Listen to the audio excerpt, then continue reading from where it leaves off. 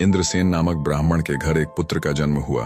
उसी दिन उनके घर में रहने वाली नेवली ने भी एक नेवले को जन्म दिया। इंद्रसेन की पत्नी दयालु स्वभाव की थी, इसलिए उसने नेवले के बच्चे को भी अपने पुत्र के समान प्यार और स्नेह से पाला। नेवला और बच्चा हमेशा साथ खेलते और दोनों में गहरी मित्रता थी। किंतु इंद्रसेन की पत्नी के मन में एक शंका हमेशा बनी रहती थी कि नेवला पशु होने के कारण मूर्खतावश कभी उसके पुत्र को नुकसान ना पहुंचा दे। वह अक्सर इसे लेकर चिंतित रहती थी। एक दिन ब्राह्मण की पत्नी ने अपने पुत्र को वृक्ष की छाया में सुलाया और पास के जलाशय में पानी भरने के लिए जा रही थी। जाते समय उसने अपने पति इंद्रसेन से कहा, स्वामी, आप यहीं ठहर कर बच्चे की देखभाल करें और विशेष रूप से नेवले से सावधान रहने की सलाह देने लगी। पत्नी के जाने के बाद इंद्रसेन ने सोचा कि नेवला और बच्चे के बीच गहरी मित्रता है, इसलिए नेवला बच्चे को कोई हानि नहीं पहुंचाएगा। यह सोचकर वह अपने पुत्र और नेवले को वृक्ष के नीचे छोड़कर भिक्षा के लिए निकल पड़ा। दैव योग से उसी समय एक काला नाग पास के बिल से बाहर निकला। नेवले ने अपनी सारी ताकत और हिम्मत लगाकर सांप पर हमला कर दिया। दोनों के बीच जोरदार लड़ाई हुई। आखिरकार नेवले के बच्चे ने सांप को मार डाला, लेकिन इस लड़ाई में उसका मुंह और पंजे खून से भर गए। कुछ समय बाद ब्राह्मण की पत्नी जल लेकर वापस लौटी। उसने दूर से देखा कि नेवला का बच्चा दौड़ता हुआ उसकी ओर आ रहा है और उसके मुंह पर खून लगा हुआ है। ब्राह्मण की पत्नी का मन उन्हीं पुरानी आशंकाओं से भर गया